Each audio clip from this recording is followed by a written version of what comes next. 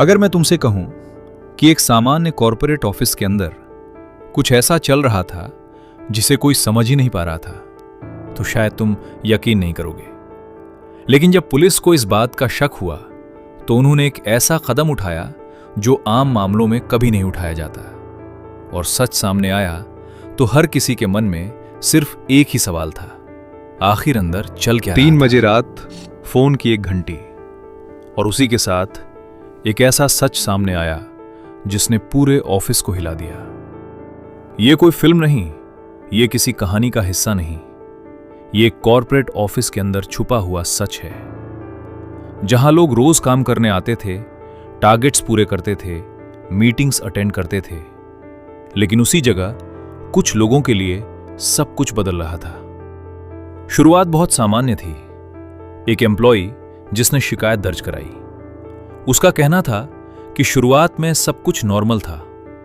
Office में कुछ लोग उससे फ्रेंडली हुए, उससे बातें करने लगे, हेल्प करने लगे। धीरे धीरे वो उन पर भरोसा करने लगी, लेकिन यहीं से चीजें बदलनी शुरू हुई।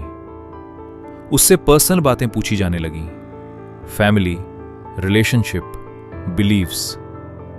पहले ये सब कैजुअल लगा, लेकिन फिर उसे कुछ प्राइवेट ग्रुप्स में ऐड किया गया, जहां सिर्फ सिलेक्टेड लोग थे। वहां कॉन्वर्सेशंस अलग थीं। धीरे धीरे उसे इन्फ्लुएंस किया जाने लगा, कभी इमोशनल तरीके से, कभी लॉजिकल आर्ग्यूमेंट्स के साथ, और कभी गिल्ट क्रिएट करके। उसे यह महसूस कराया गया कि उसकी करंट लाइफ में कुछ कमी है और वो लोग उसकी हेल्प कर रहे हैं, लेकिन असल में वो उसे आइसोलेट कर रहे थे।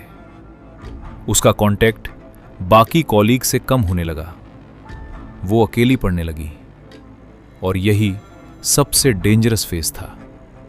कुछ और एम्प्लॉइज ने भी इसी तरह के एक्सपीरियंसेस बताए। किसी ने कहा उसे बार बार मीटिंग्स के बहाने बुलाया जाता था। किसी ने बताया उस पर पर्सनल डिसीजंस बदलने का दबाव था, और कुछ केसेस में यह भी आरोप लगे कि रिलेशनशिप के नाम पर इमोशनल मैनिपुलेशन किया गया।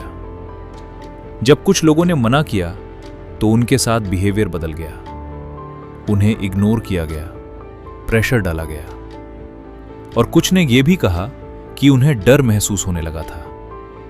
अब मामला साफ हो रहा था।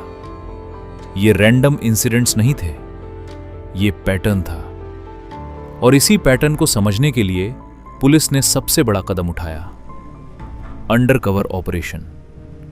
4 महिला अधिकारी बिना पहचान बताए ऑफिस के अंदर भेजी गईं, हाउसकीपिंग स्टाफ बनकर। उनका काम सिर्फ सफाई नहीं था, बल्कि ऑब्जर्व करना था, समझना था और सच को पकड़ना था। पहले कुछ दिन सब नॉर्मल लगा, लेकिन धीरे धीरे उन्हें भी वही चीजें दिखने लगीं।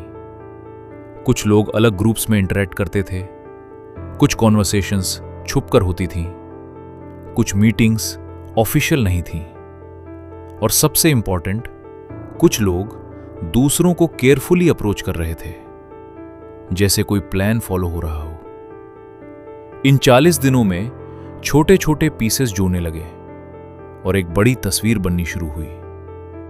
कुछ चैट सामने आई, कुछ कॉल्स ट्रेस हुई, और कुछ कनेक्शंस ऑफिस के बाहर तक जाते दिखे।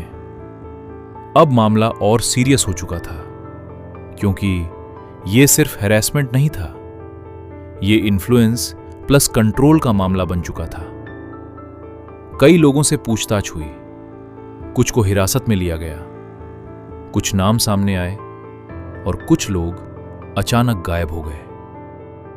अब इन्वेस्टिगेशन में बड़ी एजेंसीज भी इंटरेस्ट लेने लगीं, क्योंकि यह केस एक सिंपल ऑफिस इशू से कहीं आगे जा चुका था। कंपनी ने भी एक्शन लिया, कुछ एम्प्लॉइज सस्पेंड किए गए और ऑफिशियल स्टेटमेंट जारी। लेकिन इतना सब होने के बाद भी एक सवाल अब भी बाकी है, क्या सच पूरी तरह सामने आया? क्योंकि जो सामने आया वो सिर्फ सरफेस था, और जो अंदर था वो शायद अब भी छुपा हुआ है। और सबसे डरावनी बात ये सब एक ही जगह नहीं हुआ, ये पैटर्न कहीं और भी हो सकता है। क्योंकि अगर एक बार सिस्टम के अंदर ऐसा नेटवर्क बन सकता है तो वो खत्म भी पूरी तरह नहीं होता, बस शेप बदल लेता है।